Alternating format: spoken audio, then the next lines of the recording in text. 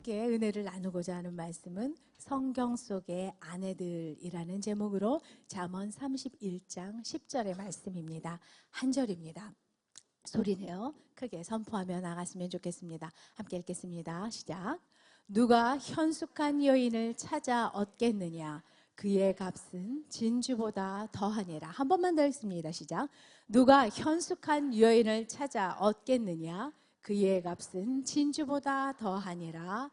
아멘. 아멘. 제가 잠깐 기도하고 시작하겠습니다. 사랑의 하나님 아버지, 감사합니다. 저희의 예배의 대상이 되시며 저희 예배의 이유가 되시며 저희 예배의 목적이 되시는 하나님 아버지, 이 자리에 저희와 함께하여 주시옵고 저희들의 마음을 움직여 주셔서 오늘 들어야 할 것을 듣게 하시고, 하나님, 회복되어야 될 분들이 회복되게 하시며 변화되어야 될 분들이 변화될 수 있는 이 시간 되게 하여 주시옵소서. 감사드리며 예수님 이름으로 기도드렸습니다. 아멘. 예, 제가 저희 목사님 설교하시기 전에 이렇게 성가대도 좀 목사님 좀 많이 좀 칭찬해 주세요. 뭐 찬양팀도 칭찬해 주시고 주차팀도 좀 격려해 주시고 제가 막 얘기를 하거든요. 근데 막상 제가 설교하러 딱 서면 정말 생각이 하나도 안 나요. 올라오기 전에는 오늘 찬양 너무 좋았어요. 그리고 오늘 찬양하시는 찬양팀 너무 밝으시고 예쁘시고 점점 더 성령 충만하세요, 이런 멘트들을 다 생각하고 왔는데 딱 서면 진짜 머리가 하얘지면서 하나도 생각이 안 나는 거예요. 근데 오늘은 준비 많이 했으니까 정말 너무 수고하셨습니다. 감사합니다. 저는 이렇게 제 주위에 믿음의 여인들이 있는 게 너무 좋아요. 저희 새로운 교회는 정말 기도하시는 이런 여성분들이 계시기 때문에 저희 새로운 교회가 가능하다고 생각하고 있고요.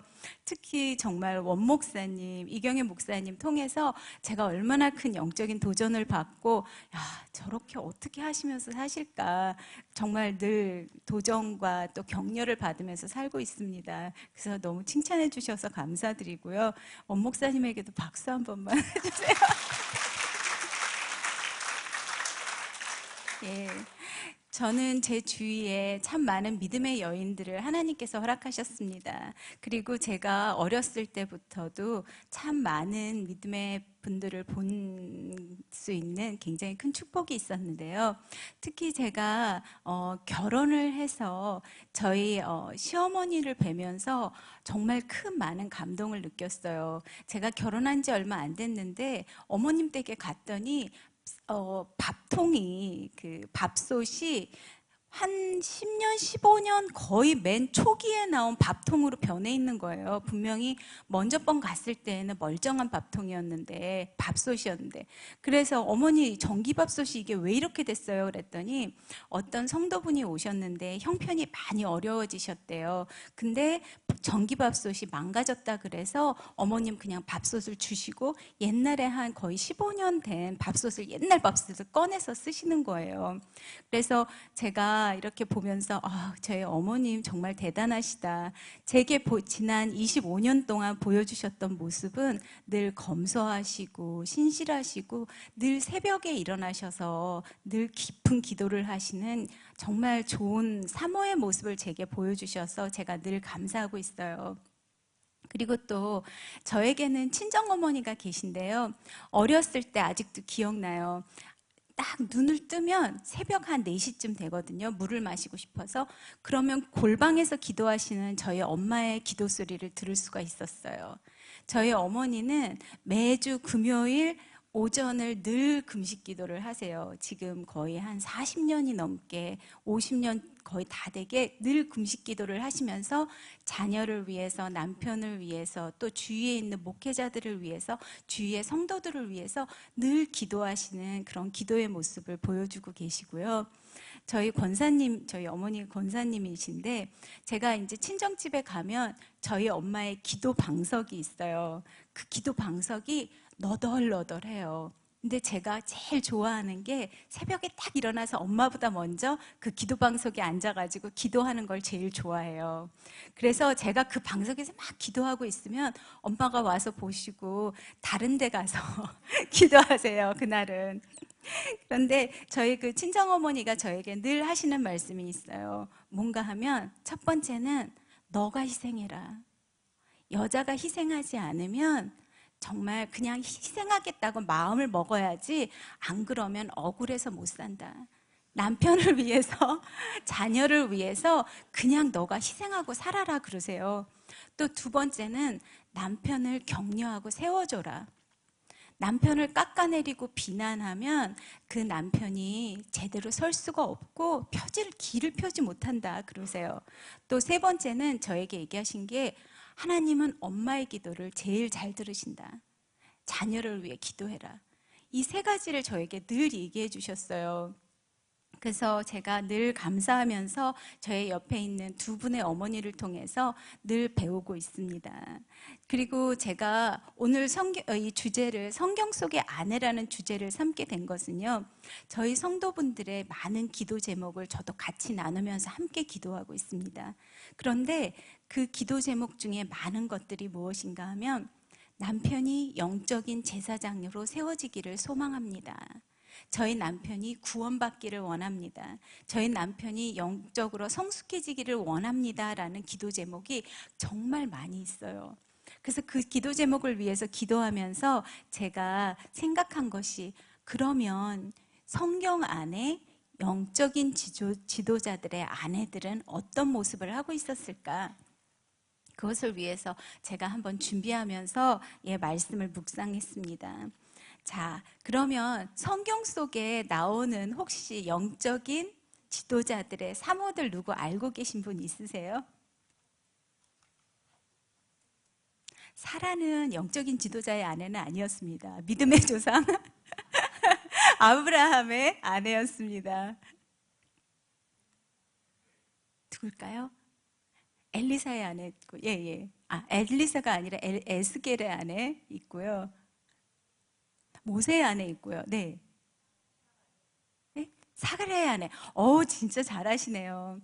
저희가 그 영적인 지도자들의 아내들을 성경에서 볼 때 사실은 이름도 없고 별로 쓰여 있지도 않습니다. 그런데 정말 유명한 영적인 지도자의 아내가 있어요. 그 분이 누군가 하면 호세아의 아내, 네, 고멜입니다. 가장 음란하고 가장 유명한 창기였던 여자 호세아의 아내 고멜이 있습니다. 그 여자분은, 그 고멜은 결혼 전에 음란한 창기였다고 합니다. 그런데 결혼한 후에도 음란한 행동을 하고 음란한 자식을 낳았다고 했어요. 그 이야기는 결혼하고 나서도 호세아의 아이가 아닌 다른 남자의 아이를 낳은 것 같습니다.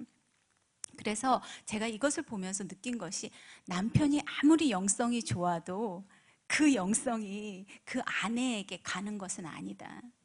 남편의 영성과 아내의 영성은 별개라고 생각합니다. 결국은 믿음은 개인적인 것이기 때문입니다.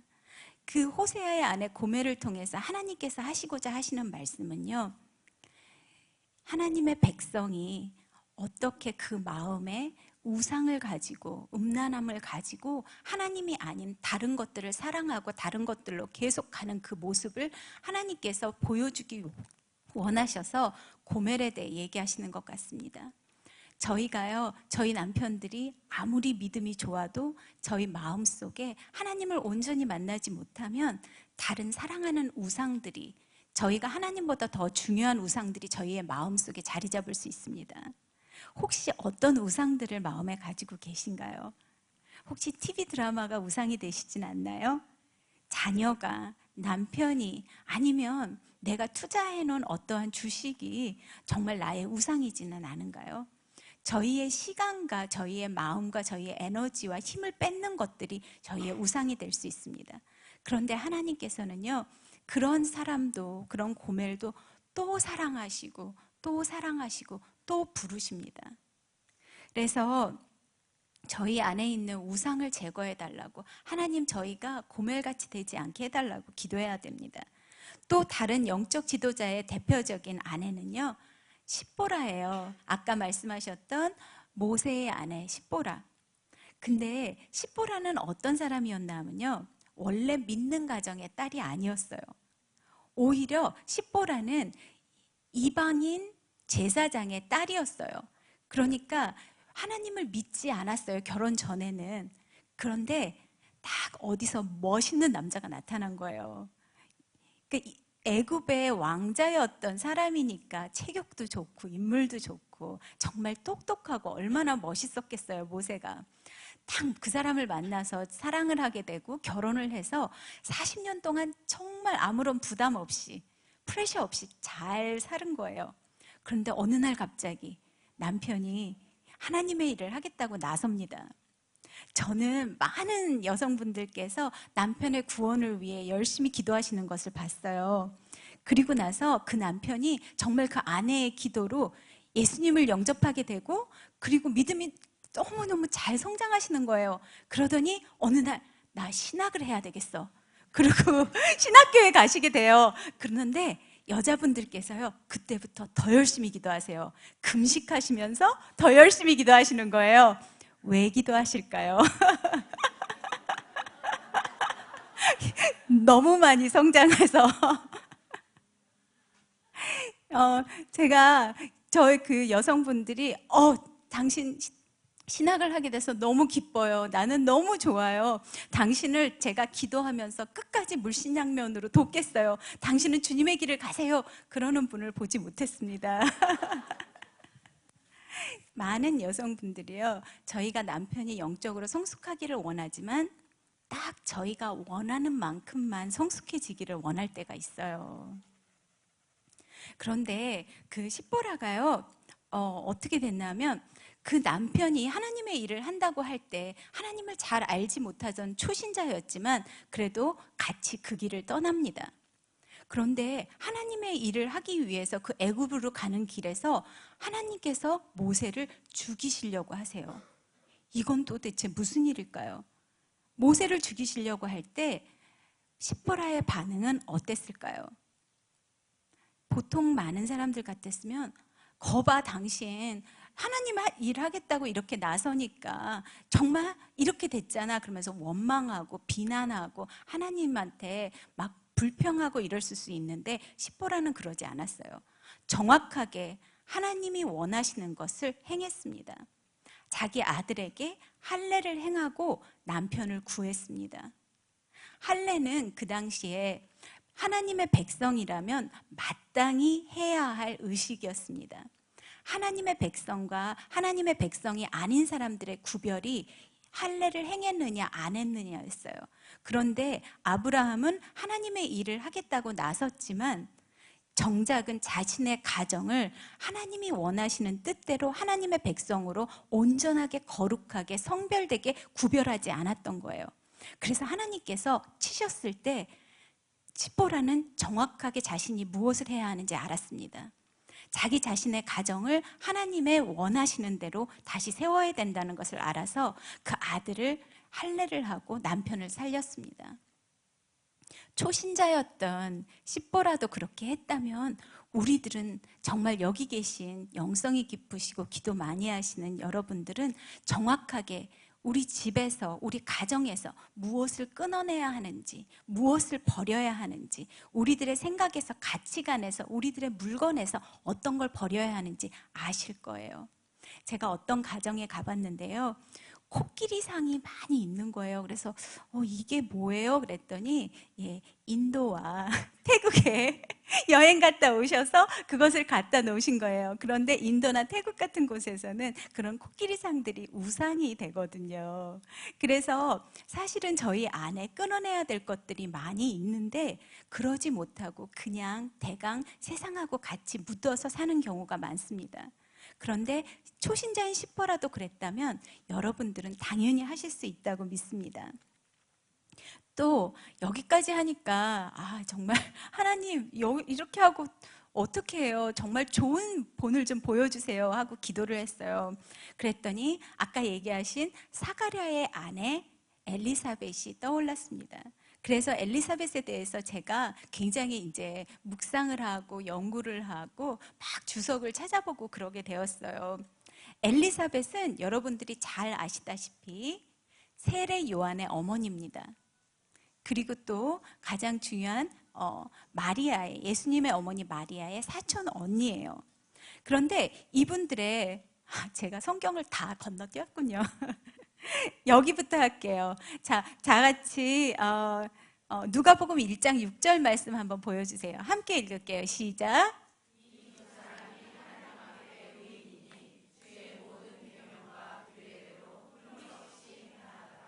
네, 이 두 사람이 하나님 앞에 의인이니 주의 모든 계명과 규례대로 흠이 없이 행하더라. 이 두 사람은 엘리사벳과 사가랴를 말합니다.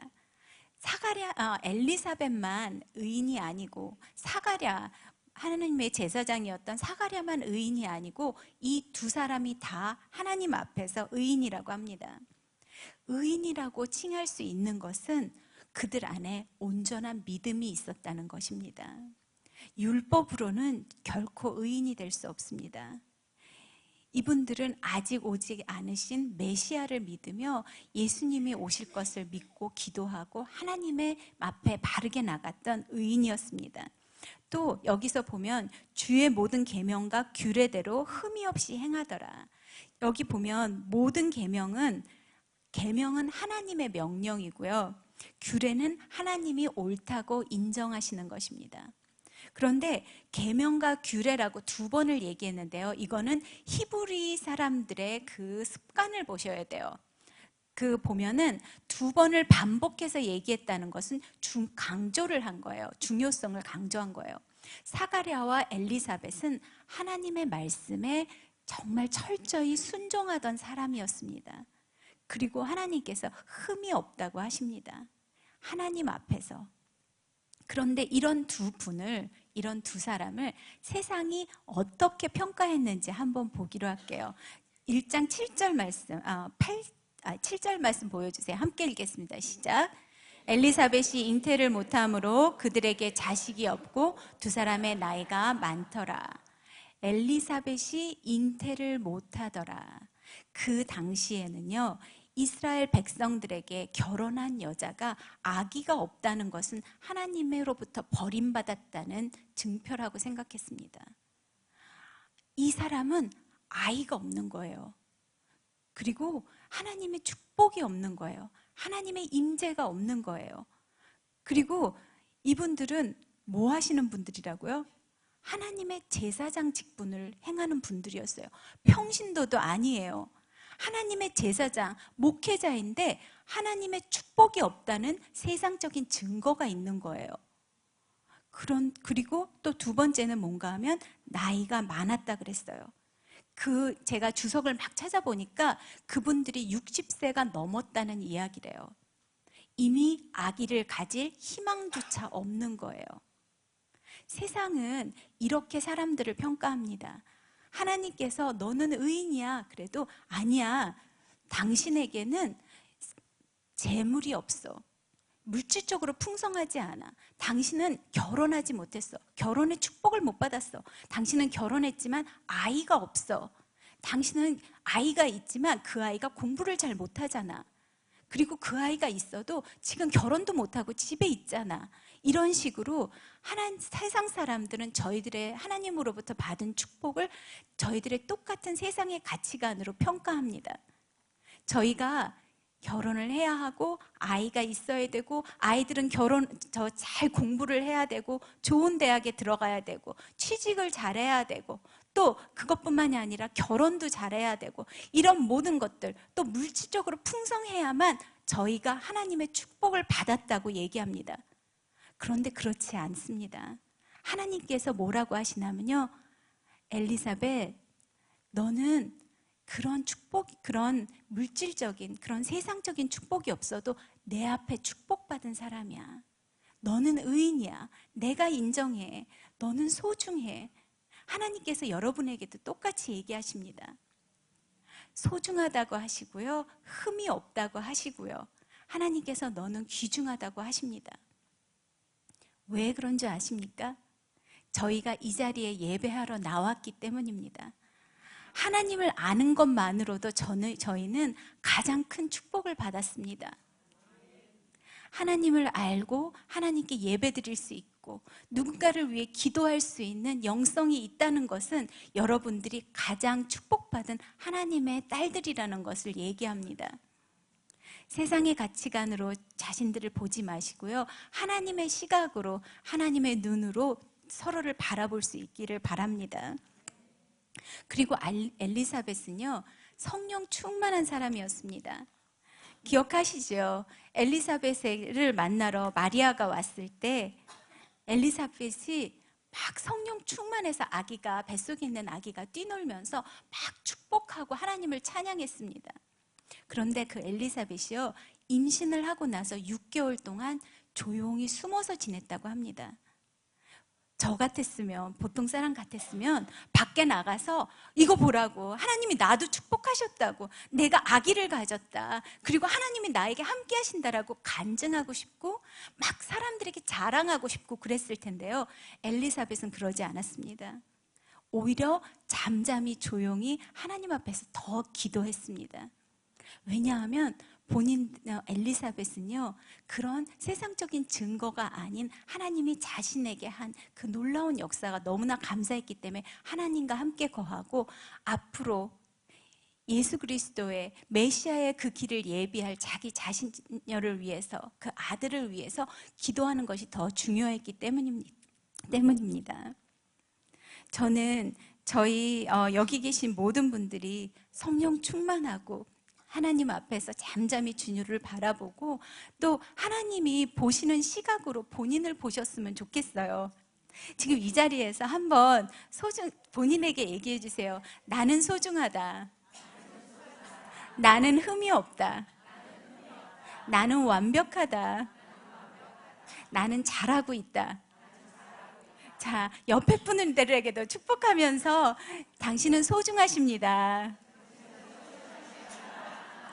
당신은 하나님의 귀한 딸입니다. 당신 잘하고 계십니다. 네, 그렇습니다. 자, 제가 이제 두 분을 더 소개하기를 원합니다. 이분들은요, 성경에 계시는 분들은 아니에요. 저희 올해가 종교개혁 500주년인 걸 알고 계시죠? 그래서 저희 목사님도 얼마 전에 6주 동안 종교개혁사에 대해서 주일날 강의 설교를 하셨습니다. 그런데 제가 이제 성지순례를 갔을 때 그곳에서 제가 알게 된 두 분의 사모님을 소개하기를 원합니다. 첫 번째 사모님은요, 여러분들도 잘 알고 계시는 마틴 루터의 아내입니다. 마틴 루터의 아내 카타리나 본 보나인데요. 보라. 이분은요, 원래는 수녀였어요. 수도원에 딱 이렇게 이제 수녀원에서 수녀의직을 서원하고 사시던 분이었는데, 종교개혁이 일어나는 것을 보면서, 이제는 우리가 이렇게 이곳에 있는 것이 아니라 바른 믿음을 가지고 살아야 되겠구나. 그러고 그 수녀원에 계신 수녀들이 그 수녀원에서 나와서 그 마틴 루터가 있는 그 종교개혁지 같이 그분들과 합류하게 되었어요. 그곳에서 마틴 루터가 수사님들하고 그 다음에 남자분들하고 동료 수사들과 이 수녀님들을 소개팅을 해준 거예요. 서로 만나게 해줬어요. 그리고 나서 그분들이 다 짝을 이루셨는데 여자분 한 분만 짝을 못 찾으신 거예요. 그분이 본 보라입니다. 그래서 마틴 루터가 이 보라란 분과 결혼을 하게 돼요. 그런데 사랑 없이 정말 그냥 소명의식을 가지고 결혼한 거잖아요. 사랑 없이 결혼했는데 이분들은 행복하셨을까요? 안 행복하셨을까요? 행복했어요. 행복했어요, 한편. 네, 이분들은 정말 행복하셨습니다. 그 목사님이 잠깐 설교에서도 얘기하셨는데요. 마틴 루터 그 기념관에 제가 들어가 봤을 때 정말 너무 감동이 됐어요. 그 벽에 뭐라고 써 있나 하면은, 나는 나의 아내를 로마와도 베니스와도 바꾸지 않을 것이다. 이렇게 딱 벽에 써 있는 거예요. 나는 나의 아내 보라를 로마와도 베니스와도 바꾸지 않겠다. 와, 진짜 대단하다 그랬는데 또 제가 막 찾아보니까 다른 글에 이런 글이 있었어요. 내가 진실로 사랑하는 카타리나, 그녀는 나에게 상냥하며 모든 점에서 순종하고 내가 바랬던 그 이상으로 예리하고 영특하다. 그녀는 하나님의 선물이다. 이렇게 쓰여 있는 거예요. 남편으로부터 이런 찬사를 받을 수 있다면 얼마나 좋겠습니까? 그리고 혹시 두 분의 그 유명한 일화를 알고 계시죠? 예. 그 마틴 루터가 정말 이 종교개혁을 하면서 죽음의 위협을 많이 느꼈습니다. 특히 로마 교황청으로부터 파문당하고요. 그리고 신성 로마 제국으로부터 추방당했습니다. 그리고 그가 속해 있던 수도원으로부터도 파문당했습니다. 그 이야기는 이 사람을 누가 언제 어디서 죽여도 아무도 보호해주지 않는, 정말 매 순간순간 죽음의 위험을 느끼는 가장 위험한 상태였습니다. 그래서 마틴 루터가 너무나 낭망을 하고 힘들고 좌절하고 힘들어서 정말 기운 없이 있을 때 보라가 까만 상복을 입고 딱 나타났습니다. 그래서 루터가 물어봤죠. 당신 누가 죽었어요? 왜 상복을 입고 왔어요? 그러니까 보라가 얘기했어요. 하나님이 돌아가셨어요. 그러자 루터가 깜짝 놀라면서 그런 불경한 말이 어떻게 하나님이 돌아가셨다는 말을 하냐고 그랬더니 보라가 얘기했어요. 당신이 이렇게 낭망하고 힘들어하는 걸 보니까 하나님이 돌아가신 것이 분명하다고. 그러자 마틴 루터는 충격을 받았습니다. 그리고 나서 다시 한번 일어나서 힘있게 종교개혁을 계속했다고 합니다. 근데 이렇게 성숙하던 보라가 몇 살이나 어렸을까요? 5살? 16살. 누가 이렇게 정확하게. 네, 16살이 어렸습니다. 나이는 상관이 없는 것 같습니다. 저희들의 영적인 성숙도와 그런 성품의 성숙도는 정말 나이와 상관없이 하나님 앞에서 기도하고 엎드리는 사람들만이 생길 수 있는 것 같습니다. 그런데 또 다른 종교개혁자의 아내를 제가 또 만나게 되었어요. 누군가 하면 요한 웨슬리의 아내입니다. 요한 웨슬리도 정말 유명한 분이잖아요. 이분은 하루에 평균 34km를 말을 타고 다니면서 집회를 하고 말씀을 전했습니다. 평생 4만 번의 설교를 했다고 하는 놀라운 분이신데요. 그런데 이분이 결혼 전에 다니다가 다리를 다치는 일이 생겼어요. 그래가지고 어떤 몰리라는 자매의 집에서 거하면서 그 몰리의 따뜻한 간호를 받습니다. 요한 웨슬리가 다쳐 있고 다리를 부러졌으니까 몰리가 정말 지극정성으로 보살펴서 이 두 사람은 사랑을 하게 됩니다. 그리고 결혼을 했어요. 그런데 완전한 반전은요, 이분은 완전한 유명한 악처입니다. 사랑으로 결혼했는데, 천사인 줄 알고 결혼했는데 안 그랬던 거예요. 이분은 굉장히 의심도 많고요, 난폭하고요, 욕도 잘하고요. 제가 제일 가장 놀랐던 것은 남편의 머리를 쥐고 흔들었답니다.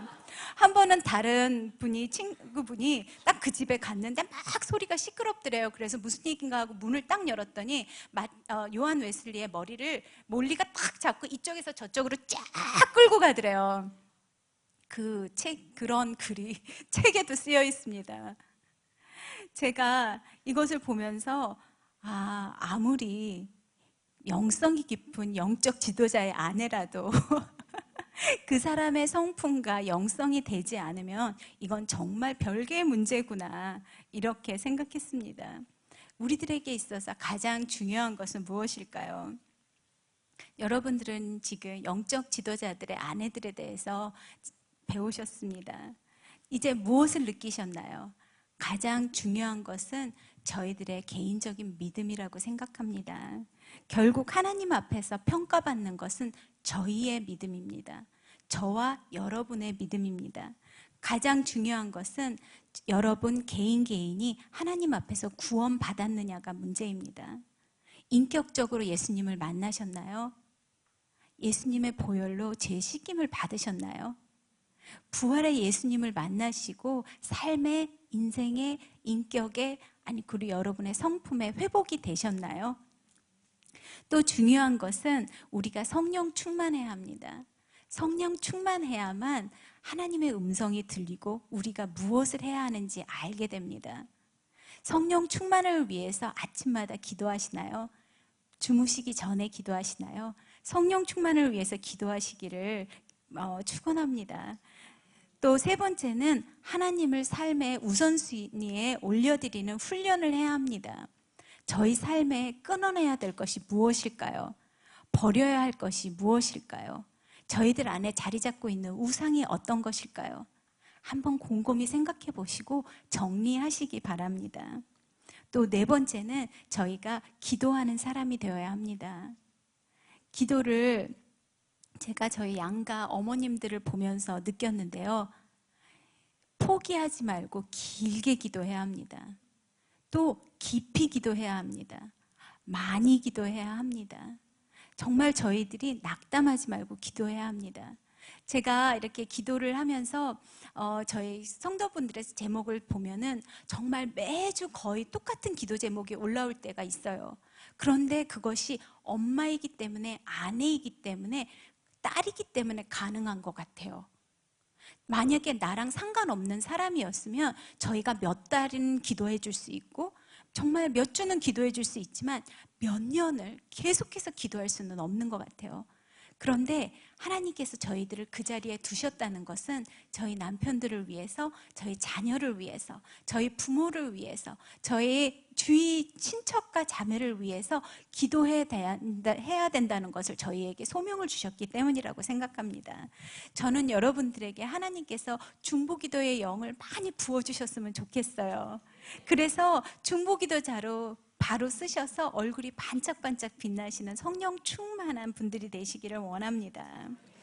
또 제가 마지막으로 여러분들 이것을 통해서 배우길 원한 것은요. 하나님의 시각으로 본인들을 보시기 원합니다. 하나님은 여러분을 죽음과 같이 정말 대단하게 사랑하십니다. 본인의 아들을 주시면서까지 사랑하실 정도로 여러분들을 소중하다고 하십니다. 너희는 소중하고 너희는 흠이 없고 너희는 아름답다고 하십니다. 그 시각으로 본인을 보시기 바랍니다. 사람들이 아니야 뭔가 저 사람은 뭔가 죄를 짓는 것이 있으니까 저렇지 뭐 왜 저렇게 안 될까 그런 시각으로 보지 마시고요.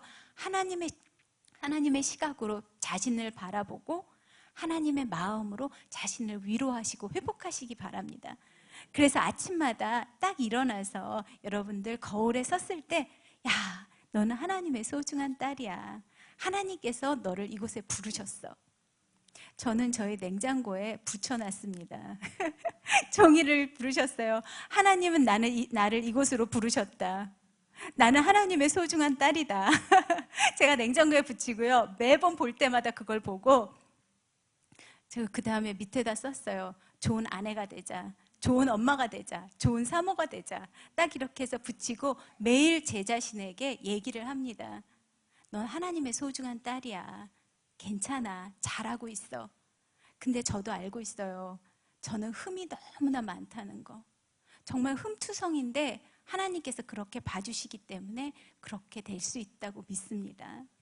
저는 여러분들께서요. 자, 저희 잠언 31장 10절 말씀 띄워주세요. 함께 같이 읽겠습니다. 시작. 누가 현숙한 아내를 찾아 얻겠느냐. 그의 값은 진주보다 더하니라. 저는 이곳에 지금 정말 반짝반짝 빛나는 보석들을 봅니다.